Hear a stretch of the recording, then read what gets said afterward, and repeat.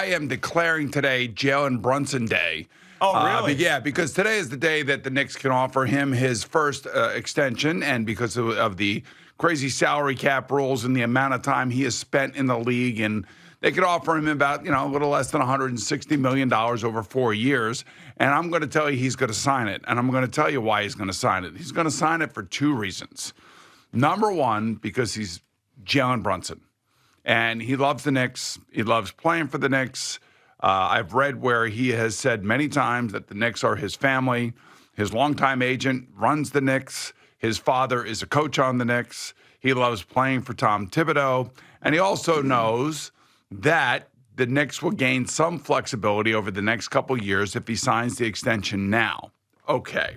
But if you look deeper and deeper and deeper into all of this, if he signs the extension now, he'll probably leave about $115 million on the table if he waited until next year.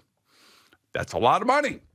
And you say this to me, Boom, why would he leave all that money on the table? Hey, Boomer, why would he leave all that money on the table? He would leave all that money on the table because his extension is most likely going to also include a player opt-out in the year of 2028. So what is happening right now in the NBA with all of their media rights deals?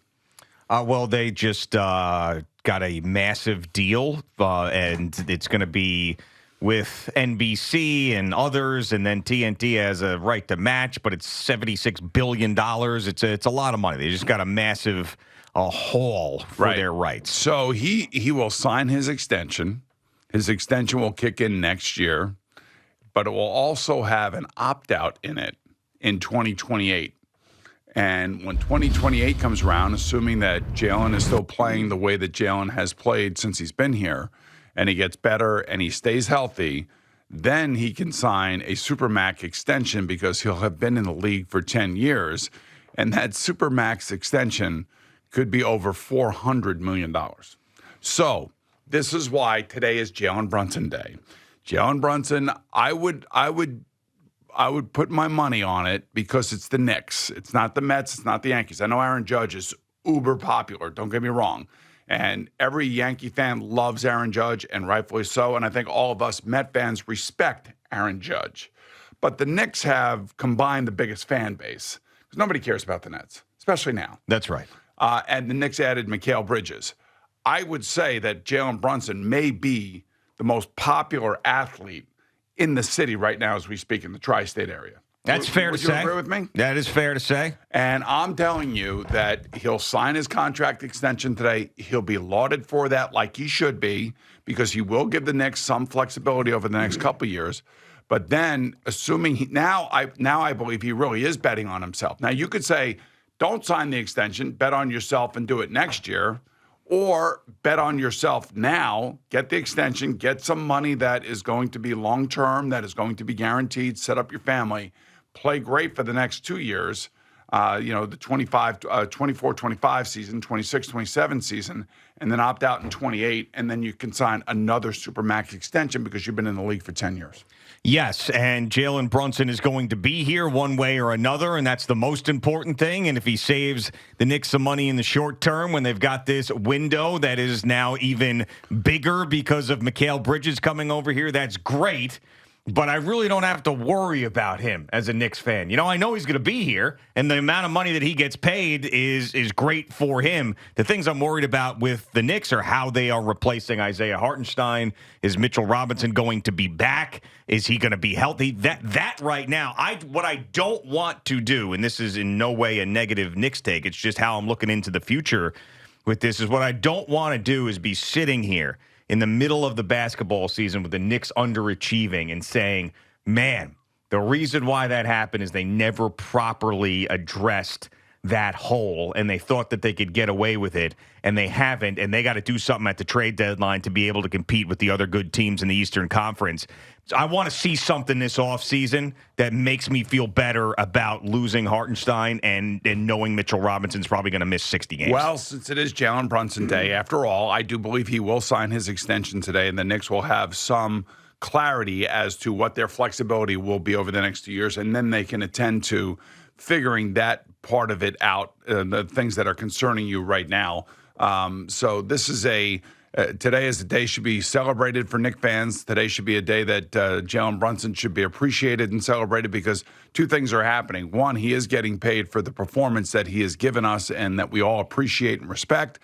Number two, he is giving the Knicks a amount of flexibility that they're going to need over the next 2 years in order to do what you're talking about. And then he is betting on himself because in the 28-29 season, he can opt out, and then he will, assuming he plays the way he has played over the last couple of years and continues to get better and stays healthy, he can sign a Supermax $400 million contract, which would be amazing for him. So I believe that today he signs, and for all of those reasons. And I think now the Knicks, with a couple of years of clarity with that contract, with the OG Anunoby contract, then they can start looking down the pipeline of the future of their franchise with the Julius Randle contract, with the Mitchell Robinson contract. I think they're going to be counting on, believe it or not, I know this is not going to excite you at all, but I think they're going to be counting a lot on Jericho Sims, at least going into summer camp and into the fall, and hopefully he is going to get a little bit better, just like Lafreniere has gotten better for the Rangers. They're hoping that Kako gets better. They're hoping that Hedo gets better unless they trade those guys this offseason,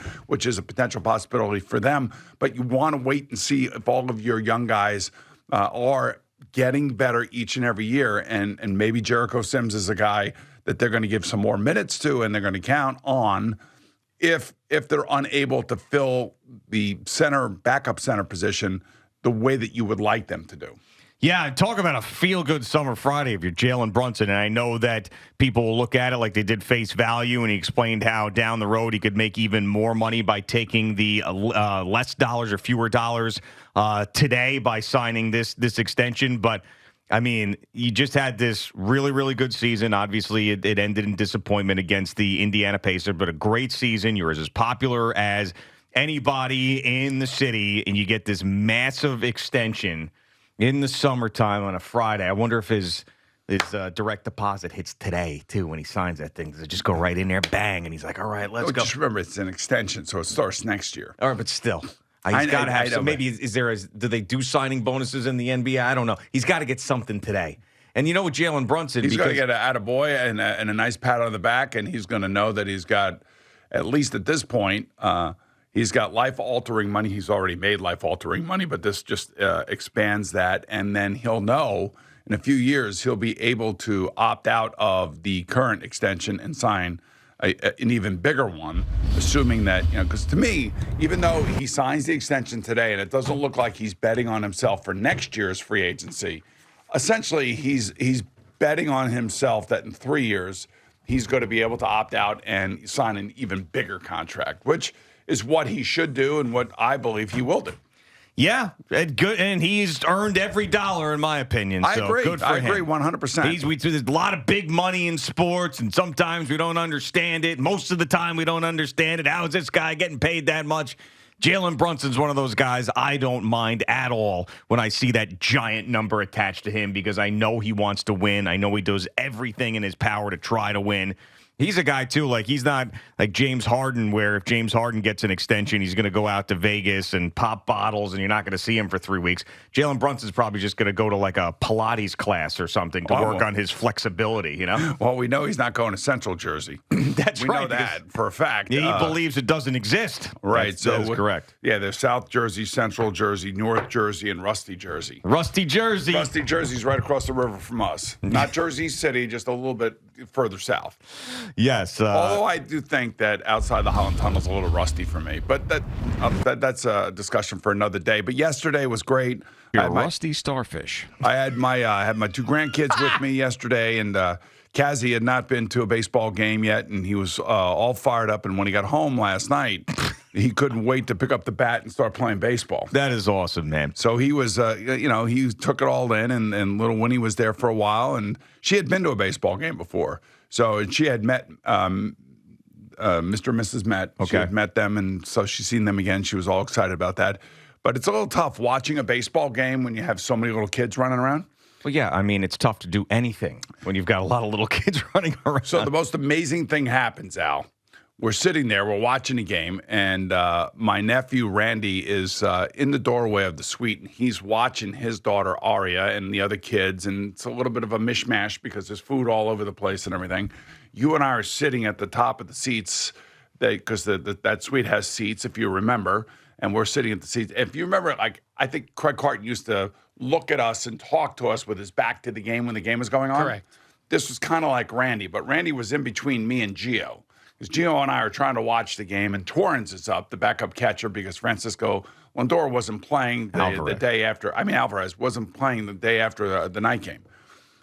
And all of a sudden, a foul ball comes, and it comes over the net, and it comes screaming right into our And the suite. odds of this, by the way, with the height of the net and then the awning above us and the trajectory of the ball, to me, it was a less than 5% chance that a ball could come screaming into the suite in the way that it did. And I would say within 5 minutes, there had been kids standing there. And if one of those 2 to 5-year-old kids were standing there, this ball would have hit them right in the forehead. Well, no. But What would have Gio and I happened is we would have sacrificed ourselves to make sure that didn't happen, because we kind of did. So the ball comes flying over the net. It is at a pace that is dangerous. There's no two ways about it. Me and you see it coming, and we both do the same exact thing. We put our hands out and then look for children. And then we see no children, so we pull our hands back because we don't want to get hit by this thing. And then we go, look out, because Randy wasn't looking. And then all of a sudden, it slaps Randy on the leg. And he had a welt with stitches on his leg. And it just kept getting bigger and bigger and bigger. Was this his leg or was this his ass? No, it was his leg. It was like lower, upper ham. It was upper right ham. here on his thigh. Oh, it was, lower okay. thigh right above Oh, the knee. man, it sounded like... Yeah, to me, it sounded like a ball-peen hammer hitting a ham hock. You know, that's what it sounded like. So it was amazing. And he was just like, okay. And he's a big guy in shape, like stuff like that doesn't faze him. Squats. Yeah, does a lot of squats and stuff like that didn't faze him. So it bounces off his thigh and then right in front of me. So I have the ball and I'm like, all right, what kid gets the ball now? Because you got all these kids. And I'm like, well, it's got to be Randy's daughter, Aria, because he took the pain. He took one for everybody else. Right, he took the pain for us to have the ball, so she got it. I was thinking, like, if he wasn't standing there. Oh, it would have gone right, yeah. And that could have hit like 5 kids. Oh, without a doubt. It could have been ricocheting all over the place. I mean, that would have been something else. Imagine just screaming kids and paramedics up there. That would have just been...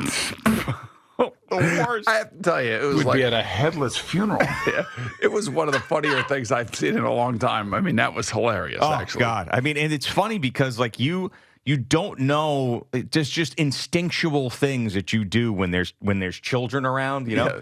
And, like, to look and then put you like, I'll take it if I have to, but I don't want to have to. I don't want to have to And take then you it. see the kids are not around. You're like, okay, see, I'm getting out of the way I here. had my left hand out there going, oh, my God, that's golf summer right there. Yeah, I Broken know. hand, the whole thing. Forget it, I'm done.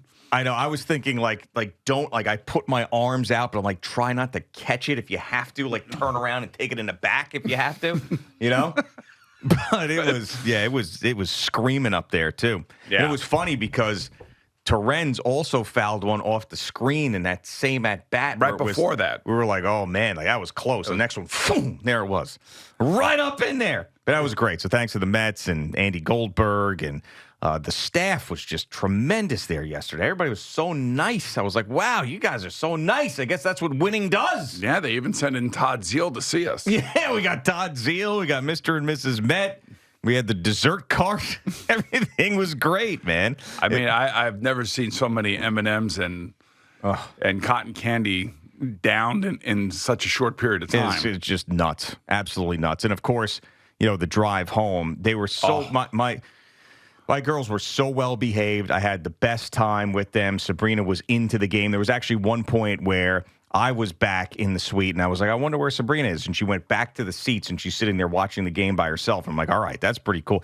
So I had this great time with them. So it seems like you got a pretty good future there with her. Yeah. I mean, Summer's a little bit younger, and, you know, she follows Sabrina around like it's... Yeah, exactly. her That's her hero. hero. Exactly. Yes. So So it was great. But then the car ride home, the two of them were just the pits. Like they're fighting with each other, they're hitting each other, they're throwing. So I'm just like, we had a great day, and you're ruining it. You're ruining it. I want to have good memories of today. The two of you are ruining it. So we get home, both timeouts, guaranteed. I don't want to go on a timeout. Why do I listen to you either? It's just, I gotta pee. We're on the Southern State Parkway. I'm not pulling over so you can pee. But Daddy, I have to go. I can't hold it. All right, here we are. Get off the Southern State Parkway. Went to some dead end road somewhere. We have a portable potty in the car, so the two of them are peeing at a dead end.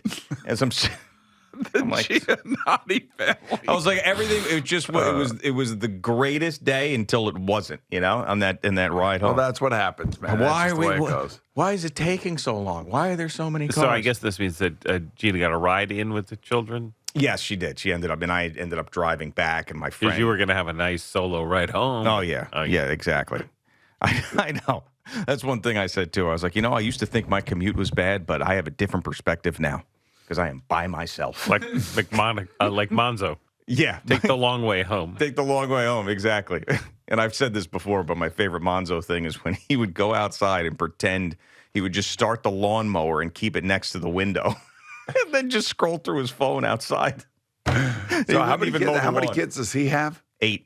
7 or 8. It's 7 or 8? Yeah, or I'm not sure. I lost count at 5. Okay. Yeah. Because I believe it's 7 or 8, which is I can't even imagine. I couldn't imagine either. All I think about is like long-term financial commitments. Oh, jeez. That's all I think about. I mean, listen, I know. I'm glad to have you kids, but man, oh my God, I'm going to have to work until I'm like 90. Yeah, but great day. So thank you for inviting us, and everybody had a wonderful, wonderful time. And it really gives you a different perspective on being at a baseball game when you bring your kids there for the first time. And your team wins. Oh yeah, and just Brandon Nimmo comes through again, and they almost blew it. I mean the parade of relievers again. Yeah, right. And it was funny because another thing that I really enjoyed was when Sabrina looked at me. She goes, "Are we winning?" And I was like, "Yeah, we are, Sabrina. Yeah, we're winning.